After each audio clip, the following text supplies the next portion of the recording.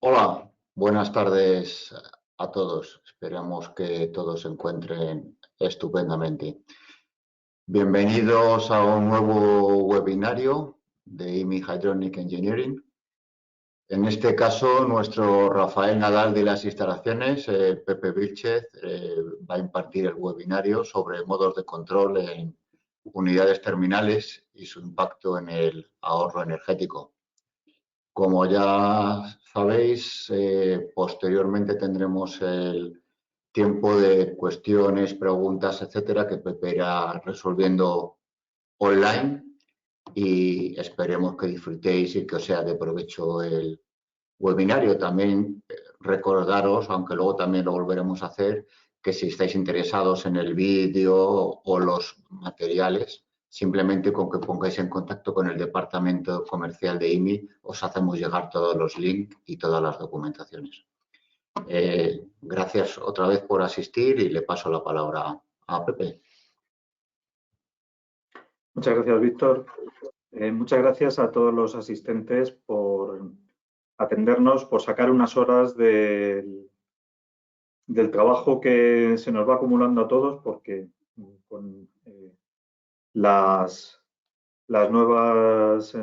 nuevos modos de trabajar, pues trabajamos seguramente pues bastante más, estamos plenamente conectados. Y bueno, aprovechando estos medios de poder conectarnos, vamos a tratar de impartir este seminario en el cual, pues, fundamentalmente vamos a tratar no de hablar tanto del control. Ustedes saben, muchos de ustedes conocen cuáles son pues, los modos principales de control, pero sí vamos a hablar de cuál es su impacto en las instalaciones. Nos encontramos muchas veces que el uso de controles que no sean control modulante pues conlleva una serie de consecuencias que no esperábamos. Funciona bien, a lo mejor en el lado aire no tenemos demasiadas quejas y está funcionando relativamente bien en ese lado aire, como les decía, pero en cambio no estamos consiguiendo un ahorro espectacular como esperábamos en las unidades de producción o en los sistemas de bombeo. Realmente tiene mucho que ver con el comportamiento de las válvulas de control en cada uno de los casos, con cada sistema de control. Esto es lo que puede estar haciendo que nuestro sistema, siendo correcto y estando perfectamente dimensionado, incluso configurado en las variables más específicas y detallistas del sistema de control, bueno, pues tenemos esas diferencias con respecto a lo esperado. Comienzo hablando del RITE. Esta instrucción técnica, la 12431, hablaba ya en el año 97 y ha sido refrendada también en el más reciente RITE, de que las instalaciones deberían estar dotadas de sistemas de control que ajusten los consumos de energía a las variaciones de la carga térmica y que los controles de tipo todo o nada estaban limitados pues, a aplicaciones de seguridades. Bueno, pueden ver aquí el texto que es una transcripción directa. Hacían una nota sobre los equipos unitarios, pero el equipo unitario, en la definición que yo he encontrado en toda la literatura, es un equipo que puede funcionar totalmente autónomo. Es decir, lo conectamos a la corriente eléctrica y es capaz de proporcionarnos aire frío o agua fría sin necesidad de una red para distribuir la energía.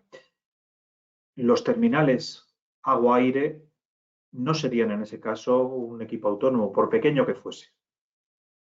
Así pues, realmente el reglamento nos está llevando hacia la utilización de controles de tipo modulante en las instalaciones de climatización que tienen redes de distribución de agua, a los terminales conocidos como agua-aire. Bueno, estamos utilizando otro tipo de controles que no son necesariamente, no quiero decir que estén mal elegidos para el control. Lo único que vamos a tratar de ver cuál es la influencia que tienen en el ahorro de la instalación y el comportamiento de todo el sistema hidráulico en sí mismo. Bueno, no me extenderé mucho sobre las características fundamentales de una válvula de control, pero bueno, hace falta hacer hincapié que el RITE también nos habla de unas limitaciones de pérdida de carga de la propia válvula de control con la intención de tener autoridad, pero a la vez no penalizar demasiado el consumo energético de la instalación. Eso nos lleva a que si tratamos de ser estrictos y cumplir la normativa vigente, la IT 12431, nuestras pérdidas de carga, que estarían comprendidas entre 0, 6 y 1,3 veces la pérdida de carga del intercambiador, nos llevaría en la estricta elección del KVS de la válvula, tienen aquí pues la definición del KV y la típica serie de Reinhardt, pues hasta un valor de 16, con nuestro multiplicador de 1,6, que es el generador de nuestra serie, nos llevaría a que, por ejemplo, con 6 metros cúbicos hora, ajustado en la válvula de equilibrado, la ven aquí, la hemos ajustado para esto, con una batería de 20 kilopascales, difícilmente podíamos cumplir el RITE y situarnos en el punto medio del rango que nos marca el reglamento. Estamos en 14 kilopascales, estamos rozando el 0,6. Podríamos decir, hemos cumplido lo que nos dice la reglamentación, pero el caso es que la válvula la hemos sobredimensionado. Y si nos pasamos, pues lógicamente estamos penalizando la instalación. Pueden ver que utilizar para que tuviese una buena autoridad, ahora hablaré de una forma más detallada de la autoridad de la válvula de control, con una autoridad elevada nos encontraríamos con que tenemos una pérdida de presión totalmente inaceptable. Estamos penalizando con 9 metros columna de agua la instalación, al ser seguramente uno de los terminales más desfavorecidos. La curva característica de los terminales agua-aire, pues lo hemos dicho muchísimas veces en nuestros seminarios, es una curva no lineal y una curva que depende de la eficiencia térmica de la instalación, de la ejecución que tiene la propia batería, pero también de las temperaturas de uso que le estamos dando a este intercambiador de calor agua-aire. Pueden ver un ejemplo, por ejemplo, 70 grados, 45 grados de salida de la batería y 20 grados ambiente, nos da esta eficiencia térmica de 0,50, que curiosamente coincide en las curvas de frío con un fan coil en condición Euroben 71227 nos daría 0,25, veríamos que una viga fría nos daría 0,50 y veríamos que una unidad de tratamiento de aire exterior con una temperatura de entrada del aire exterior de 21 grados, el agua un poquito más fría, 611, nos daría este FI de 33. Lo que nos define la curvatura es que hay terminales, digamos, más amigables con el control porque están más cerca de la curva lineal que los otros. Quería destacar el fan coil que precisamente pues, tiene una curva que es muy empinada en los pequeños caudales, es muy plana en los caudales cercanos al 100%, y eso nos indica que es relativamente difícil controlarle si no somos capaces de conseguir caudales bajos en la válvula de control. Efectivamente, vamos a tratar de conseguir el control más exacto y eso nos va a ir llevando poquito a poquito a ese control, como decía, del caudal a reducidas aperturas y reducido caudal de la válvula de control y por lo tanto del terminal. Las típicas válvulas características son de apertura rápida, lineal y isoporcentual. La curva isoporcentual, que como podrán comprobar en la serie de transparencias que siguen, es una forma de compensar la no linealidad de la curva del terminal, está normalizada. Es decir, los porcentajes de subida y porcentaje de bajada relacionados con la simetría a través de esta bisectriz que marco del 100 al 100 están normalizados y, como digo, para poder considerar una curva EQM, como en inglés, equal percentage, isoporcentual, tendríamos que seguir una serie de requisitos que, bueno, pues la normativa N60534 nos marca para que cumpla estas características.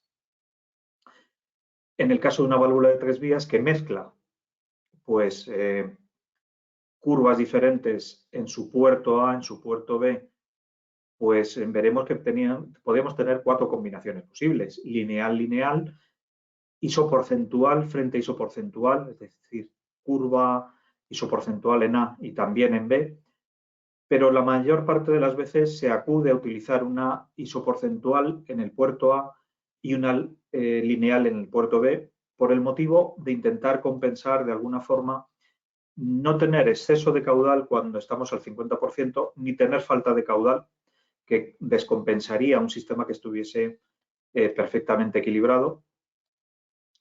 Y bueno, nos lleva a una reflexión. Hay que intentar no mezclar los puertos, no cambiarlos, porque nos podemos encontrar con que la respuesta de control no es la misma. El motivo es que el perfil que tienen los distintos elementos del vástago de control es diferente en una posición en el puerto A que en el puerto B. Si señalamos cómo es el puerto A, veremos que tiene una curva que es una hiperboloide, es decir, este cuerpo que sube o que baja lo han visto con la señal de control, pues tiene un hiperboloide en esta zona y en cambio es una sección de cilindro, en la pared de un cilindro, las aperturas que tenemos en esta zona. Tenemos, como hemos dicho, una isoporcentual y una curva de tipo lineal en los distintos puertos de esta válvula de control. Y en una válvula de control de dos vías, bueno, pues solamente tenemos un puerto, tendremos que tener algún tipo de vástago curvado, si me permite la expresión, que permita realizar que permita concretar cómo es la curva isoporcentual en una forma material. La autoridad de la válvula de control nos hemos referido a ella muchísimas veces y es una variable que realmente relaciona presiones, no relaciona tanto la ejecución, lo bien que está mecanizada la válvula de control, sino cómo se comporta ante diferentes cambios de la presión.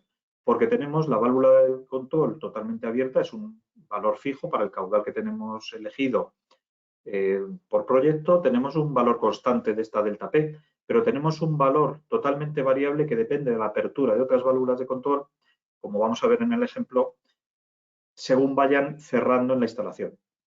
Podemos tener pues una válvula que está perfectamente dimensionada para tener una autoridad buena, lo vamos a ver ahora en el cálculo superior, pero que en el momento en el que pues consigamos que todas las válvulas de control vayan cerrando paulatinamente, la autoridad de esta válvula se va a degradar, porque vamos a poder tenerla sometida a presiones muy superiores. Aquí el final del circuito tiene 35 kilopascales y aquí el final del circuito tiene un exceso de 82 kilopascales con respecto al valor nominal. Nos encontraríamos con esta situación. A media carga tenemos una autoridad 0,15 y a plena carga tenemos una autoridad de 0,43. La autoridad se mide entre 0, desde luego sería una válvula que no tiene ninguna autoridad porque no tiene pérdida de carga, es decir, sería la tubería prácticamente, no tendríamos ninguna autoridad. Una autoridad baja la consideramos por debajo de 0,21 y una autoridad media a bastante buena sería esta situación de 0,43. Bien elegida la válvula, de acuerdo al reglamento, estaríamos en una situación que cerrando válvulas de control no seríamos capaces de controlar adecuadamente esta válvula. ¿Qué ocurriría en una válvula lineal? Una válvula lineal, conforme tengamos cambios en la autoridad, vemos que el recorrido con respecto al caudal y la carrera, el recorrido con respecto a la emisión, nos dan curvas que están deformando claramente el comportamiento de la válvula. Si unimos a esta deformación de la curva intrínseca del terminal, lo que tenemos es un control todo nada. Hemos invertido en un control modulante, pero tenemos una situación de control todo nada. No queremos que al abrir un poquito la válvula se comporte como una válvula de apertura rápida. Nos pasaría lo mismo con una isoporcentual en la cual no controlásemos la autoridad de la válvula de control. De ahí que, para compensar, sacar mejor provecho del perfil isoporcentual de una válvula, lo que tenemos que hacer es intentar compensar la presión diferencial a través de ella con los conocidos sistemas de control de la presión diferencial. Aquí envolvemos a una válvula de control convencional o directamente la válvula es independiente de la presión, con característica isoporcentual. Este tipo de válvula sería la que vamos a ver ven que el control de presión diferencial, que lo tenemos representado aquí, este es su comportamiento, lo que hace es cerrar o abrir para mantener la presión que está cambiando constante a través de la válvula de control. El caudal durante ese periodo se ha mantenido lo más constante posible de acuerdo a la posición de la válvula de control. Quiere decir que si queremos explotar claramente los beneficios de un control proporcional, debemos intentar buscar válvulas independientes de la presión. Vamos a ver ahora el impacto que tiene cada uno de los modos de control en el comportamiento del sistema como un todo. Es decir, ahorramos más energía con un tipo de control que con otro. Vamos a intentar mostrar qué parámetros cambian de uno con respecto a otros. He clasificado de una forma muy simple los modos de control como de máximo recorrido, es decir, el que va desde su posición de cierre a máxima apertura. Ahí tendríamos los controles de tipo todo o nada o el control de ancho de pulso. ¿Cuál es la diferencia entre ellos? Pues que aquí tenemos unas aperturas que duran un tiempo indeterminado hasta que se alcanzan las temperaturas de consigna más el valor de banda muerta del control, es decir, hemos tratado de fijar o tratamos de conseguir 20 grados, pero tenemos forzosamente ya por el propio control una banda de control que nos hace que suba más la temperatura en el caso de una instalación de calefacción, que también baje un poquito más de lo adecuado, pero también veremos que hay una serie de retardos que van a influir negativamente en cómo este control está regulado. Para tratar de compensar con la evolución de la electrónica ese tipo de control, existe el control de ancho de pulso. En este caso, no dejamos a que sea la temperatura alcanzada por el terminal la que gobierna el tiempo de operación, sino que hay un tiempo de operación, un tiempo de ciclo en el cual se analizan las temperaturas y el control de forma pues bastante más elaborada da unos anchos de pulso, es decir, mantiene abierto más tiempo y si ve que la evolución de la temperatura está subiendo en el caso de calefacción o bajando en el caso de refrigeración, los pulsos siguientes trata de mantenerlos en un nivel un poquito más pequeño. Desde luego funciona muy bien en elementos que tengan una rapidez de respuesta enorme. Por ejemplo, un calefactor eléctrico. Tiene poca inercia, la resistencia se enfría y se calienta rápidamente. El control, una vez que calentemos o enfriemos, es muy rápido, es decir, podemos dar ciclos muy cortos, pero en cambio en climatización tenemos las mismas inercias actuando sobre el sistema que en un sistema todo o nada. El control proporcional, muy conocido por todos, se basa en la comparación no ya de las temperaturas, sino de una banda de control. Es decir, vamos a estar comparando permanentemente cuál es la desviación de la temperatura con respecto a la banda de control y lo que medimos es realmente cuál es el delta entre esas señales. Ese delta lo procesamos a través del sistema de control teniendo en cuenta todas las ganancias de cada una de los terminales que existen, terminal, válvula de control, el actuador, y al final terminamos con una señal corregida que metemos en el sistema un bucle que empieza a regularse a sí mismo. Desde luego no se puede ir demasiado la ganancia total del sistema. Si se nos va demasiado, estamos sobre reaccionando, el sistema se vuelve inestable o subreaccionando, perdónenme por la expresión, con lo cual el sistema se vuelve tan extremadamente lento que tendríamos un todo nada. En el caso de 3 puntos es un control modulante, pero es un control modulante en el cual la variable de control no es una variable continua, sino que se basa en el tiempo de operación para intentar conseguir una posición intermedia.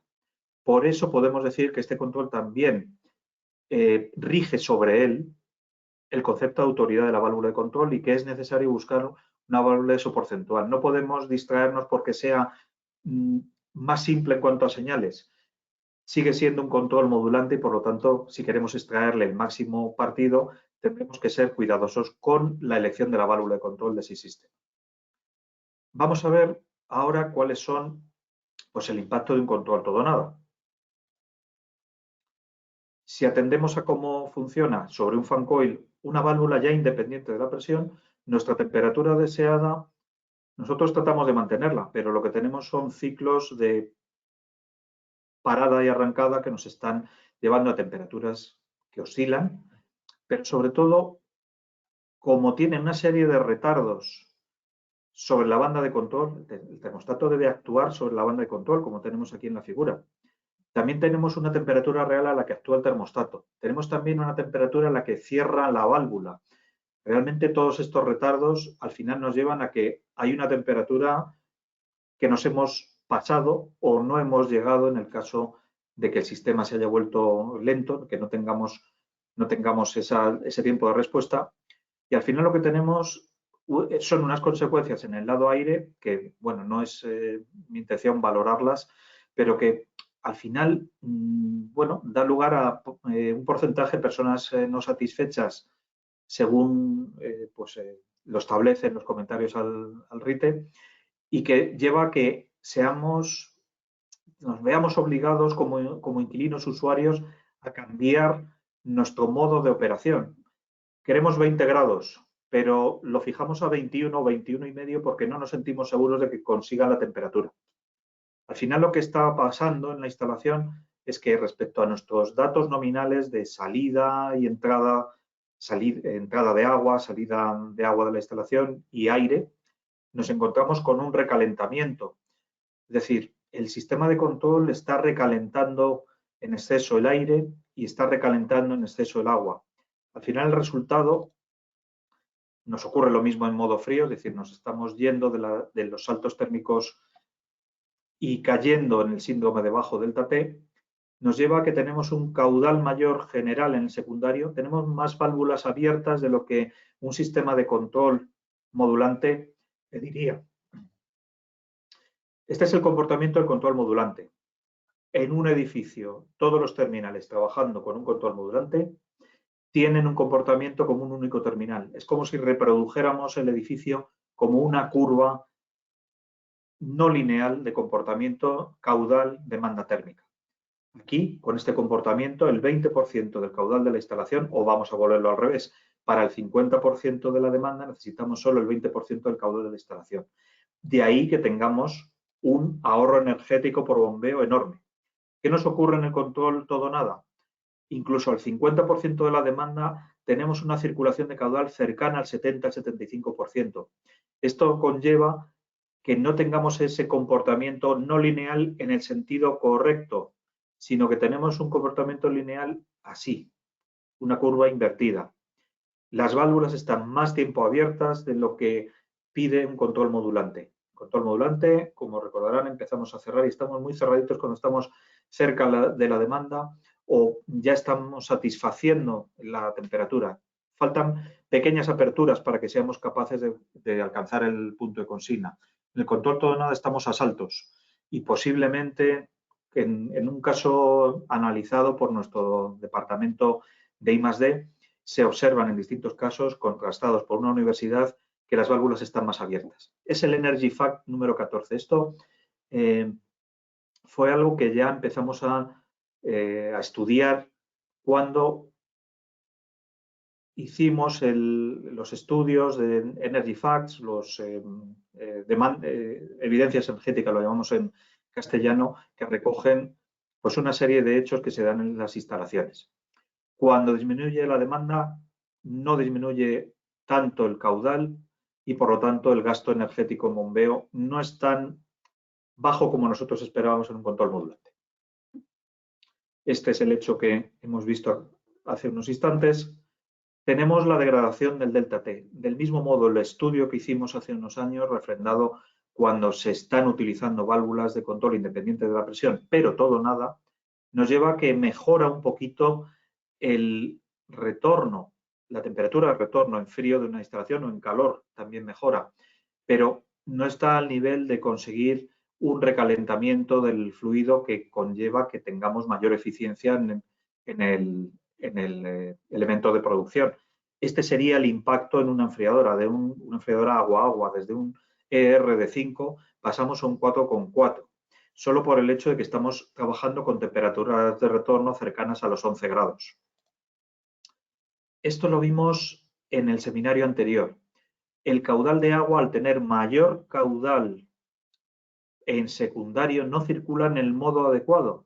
En control modulante circula siempre en este sentido. En el control todo nada hay ocasiones, gran parte del tiempo está circulando en el sentido de mezclar agua en el punto A, en el punto que recoge el agua de las enfriadoras, Y por lo tanto, si queremos conservar un punto de consigna adecuado que nos dé ratios de deshumectación, potencias adecuadas en las unidades terminales de este sistema, lo que nos está ocurriendo es que tendríamos que bajar el punto de consigna o subir el de calderas.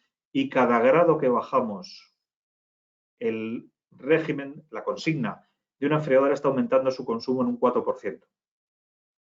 De tal forma que tenemos estos tres impactos que pueden llegar a ser a penalizar bastante con respecto a lo que teníamos en nuestro sistema de control de caudal variable. Esperábamos unos ahorros y no los estamos teniendo por estos efectos que hemos visto.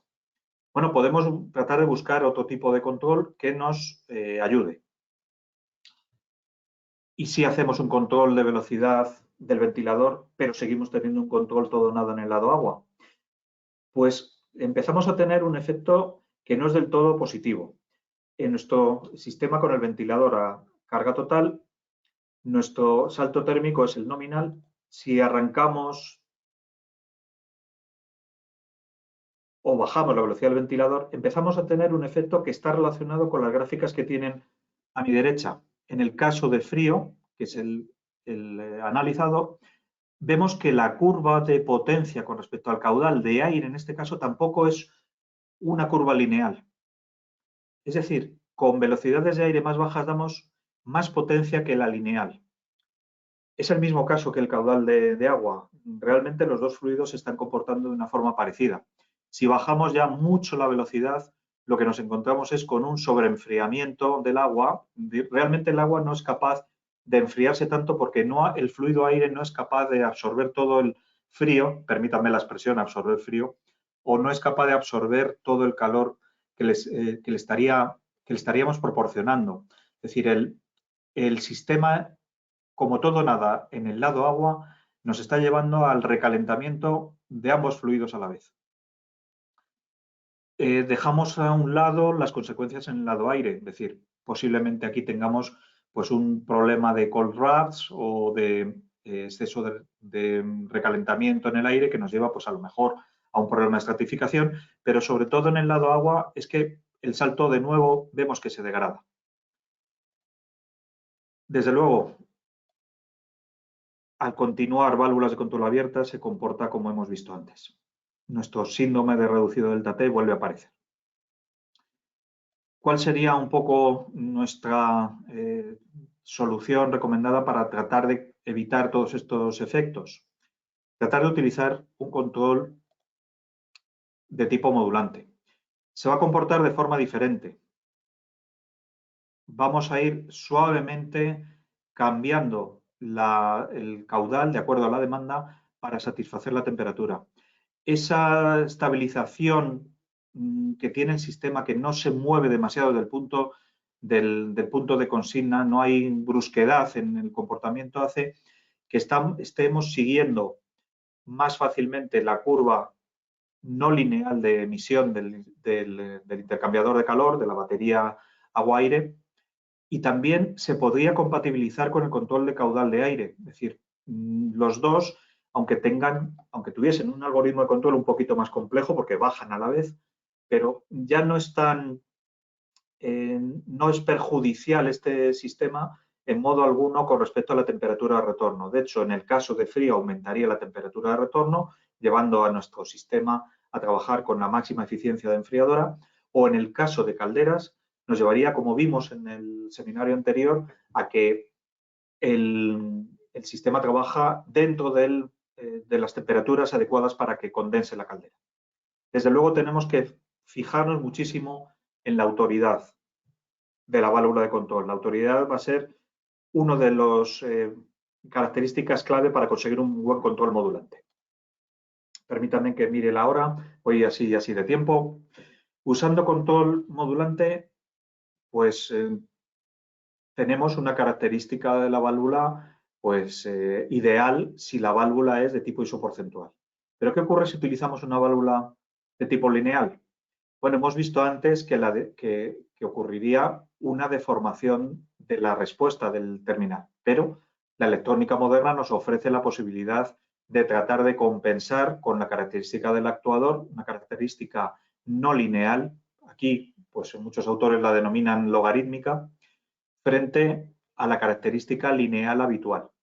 Tiene un comportamiento térmico que podemos ver que es idéntico, pero hay un pequeño problema que tiene que ver con la capacidad del manejo de caudales pequeños en la instalación.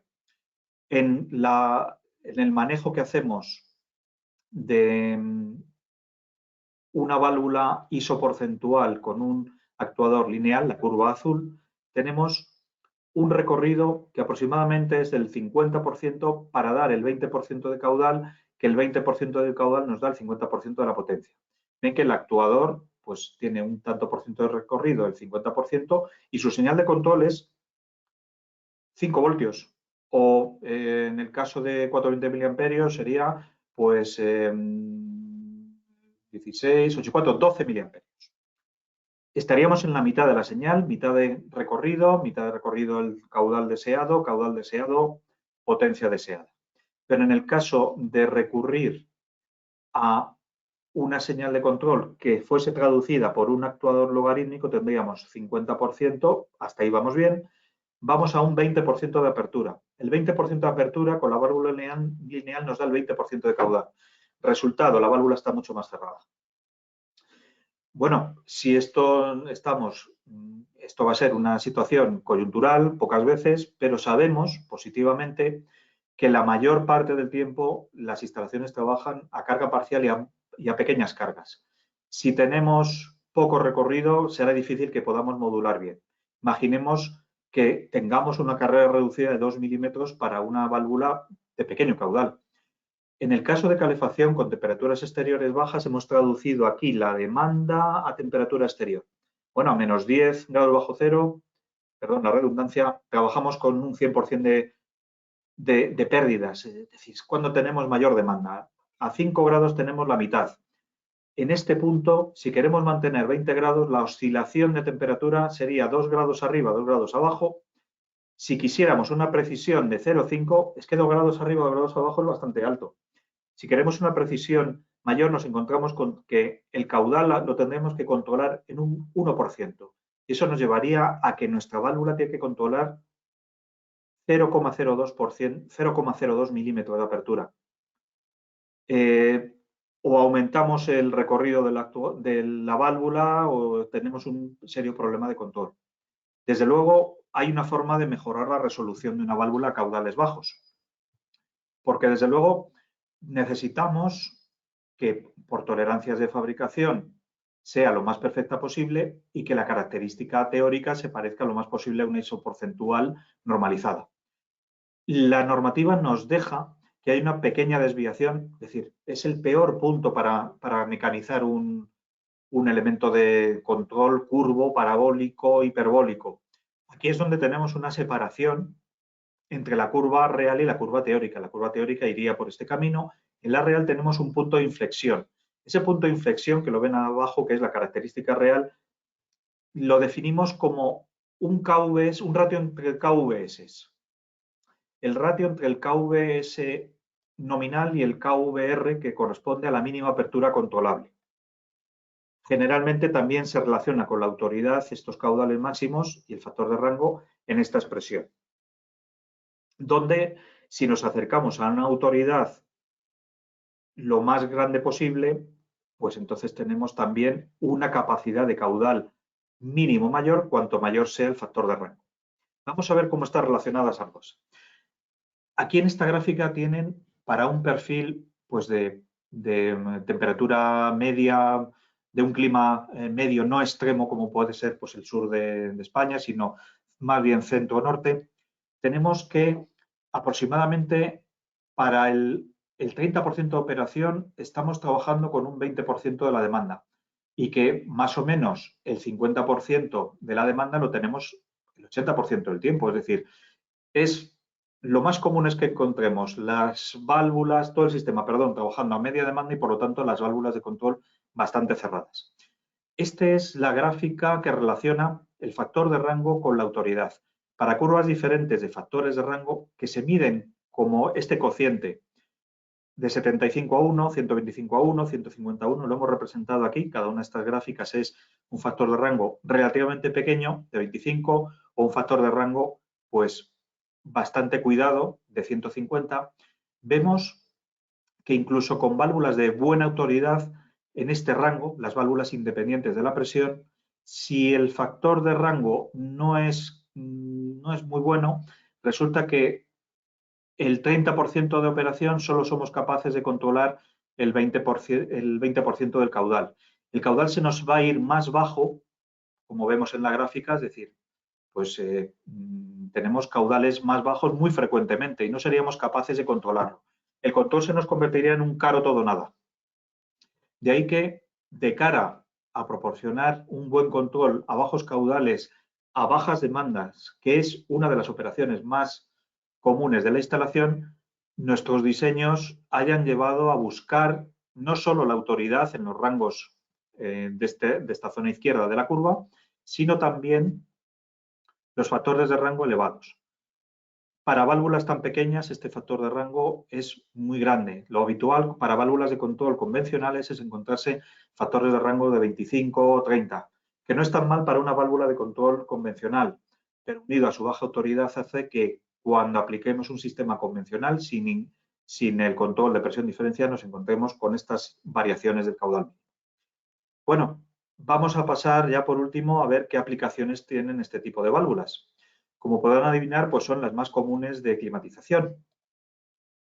Por ejemplo, en fan coils, bien sea pues en una aplicación que no tenemos conectividad o que somos capaces de conectar con elementos de instalación o incluso con buses de comunicación.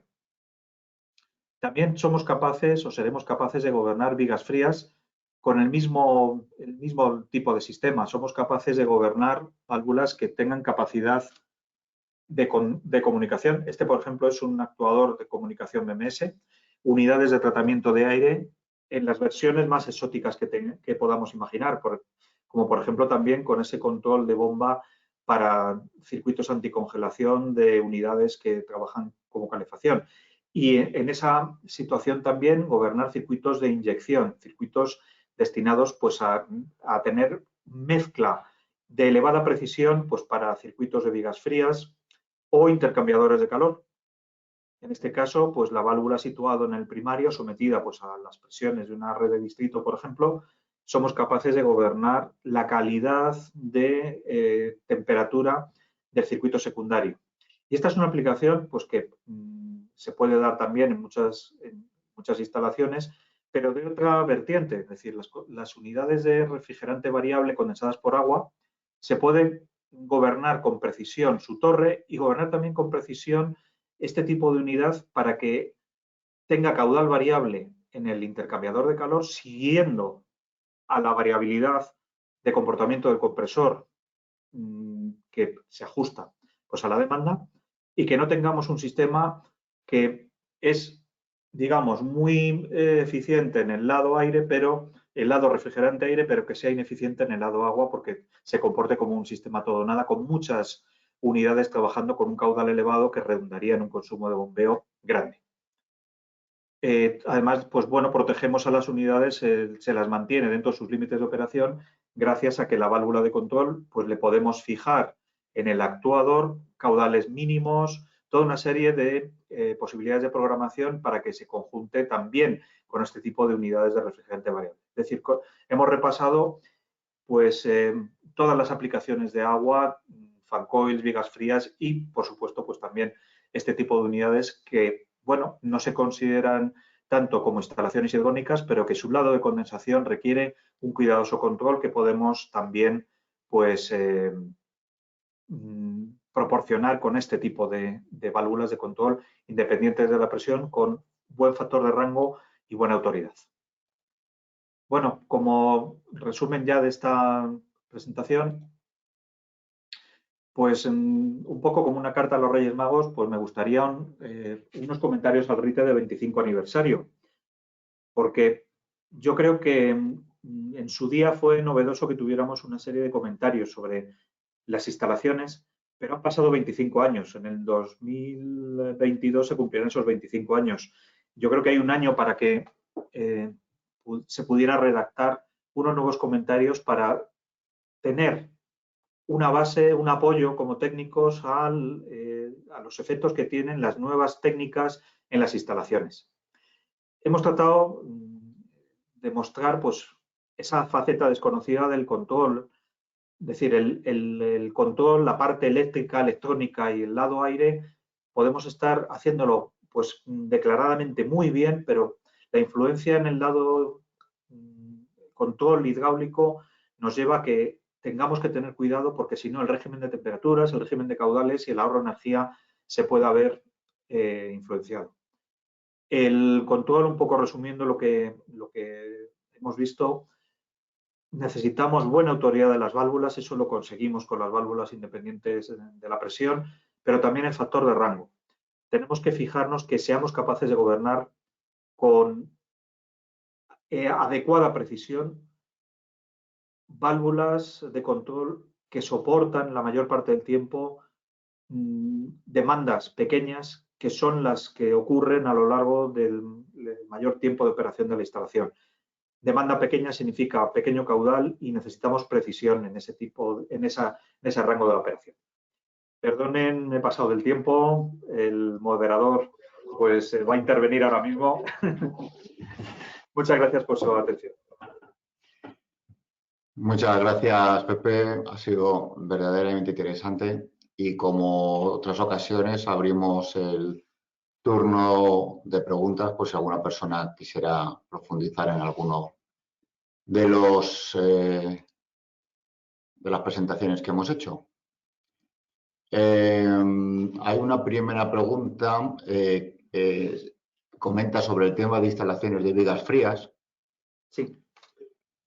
Que dice que se había representado cada viga fría con una válvula de control. ¿Se podrían establecer grupos de vigas frías controladas por una sola válvula? De hecho, ha sido una práctica que se ha hecho en bastantes instalaciones. Recuerden que con una válvula de control, una sola válvula de control atendiendo a un grupo, ese grupo cumpliría el requisito de mandar a cada una de las unidades terminales un caudal pequeño y adecuado si lo equilibramos adecuadamente. ¿Cómo proceder para equilibrarlo? Bueno, es bastante sencillo. Recurriríamos a un módulo hidráulico que estaría gobernado como válvula de compensación por la válvula principal de control y que luego tendría pequeñas válvulas de equilibrado para mantener el caudal lo más cercano posible al caudal que nos está pidiendo. Nos va a pedir unas veces mucho caudal y otras veces menos caudal y ahí podremos tener una pérdida de autoridad al acercarnos a los bajos caudales, puesto que la regulación de la válvula de equilibrado es una regulación fija. Pero simplemente atendiendo a los métodos de equilibrado podemos subir un poquito la pérdida de carga para que incluso a pequeños caudales tengamos esa capacidad de control del caudal cerca de 2-3 kilopascales a pequeños caudales que nos va a llevar pues, a tener una correcta distribución del caudal en cada una de las vigas frías que forman ese conjunto. No es la situación ideal que sería pues con válvulas de control que gobernasen pequeños caudales, pero hay veces pues que el uso y la centralización de ese control en un caro controlador pues llevaría pues a una situación de excesiva inversión.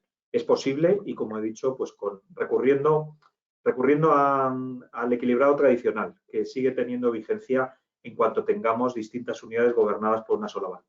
Perdón si me he extendido mucho en la respuesta. Sí, hay otra pregunta que es, el último RITE se aprobó en el 2007. Tenemos una actualización del RITE en el 2019. La pueden consultar. Hay todavía pues, puntos que llevaron a discusión, pero se terminó publicando en el 2019, si no me equivoco. Bueno. Hay otra pregunta que dice, ¿control con válvulas de curva isoporcentual significa mayor control en toda la carrera o solo mejor control en rangos de carrera pequeños? En todo. El más difícil precisamente es la parte inferior de la curva, porque ahí es donde, por mecanización de la válvula, es donde ocurre la separación entre la curva teórica y la curva real. Eso ocurre en cualquiera de los elementos de caracterización del caudal, sea un elemento parabólico, sea un elemento que tenga pues, una distribución, ¿cómo lo llamaríamos? Un inserto hiperbólico en la válvula. En todos ellos, el punto más difícil de regular es el punto final, porque ahí empezamos a tener efectos, digamos que empezamos a ver cómo el agua empieza a no tener un comportamiento macroscópico como un fluido, sino que empieza a ser una serie de partículas que empiezan a, permítame la expresión, hacer de las suyas unas contra otras. El régimen ya es más que turbulento, empezamos a tener ya unos efectos pues, de desprendimientos de torbellinos a nivel microscópico que empiezan pues, a afectar al comportamiento. Eso ocurre sobre todo ahí.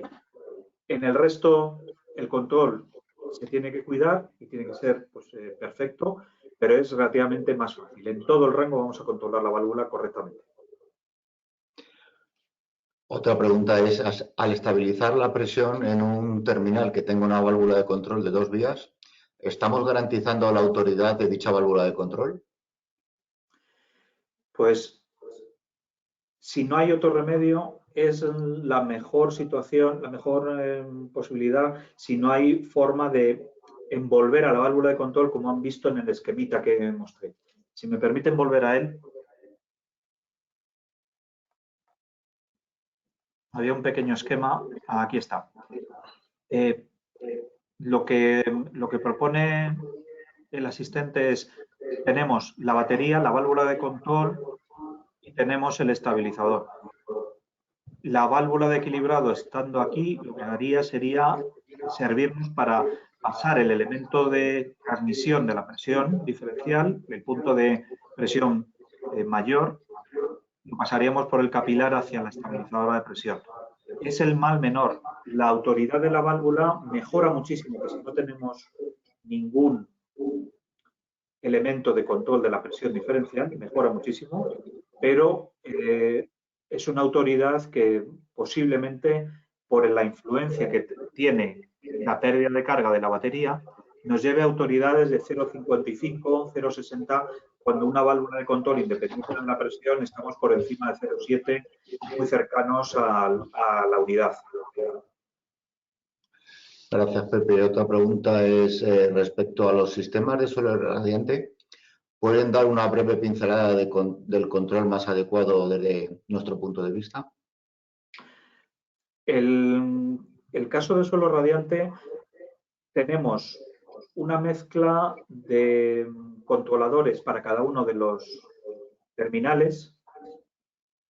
Si no me equivoco, es una forma muy común de utilizar porque queremos que distintos lazos de suelo radiante tengan un control diferente con distintos termostatos. Y es un control que tiene una inercia muy elevada.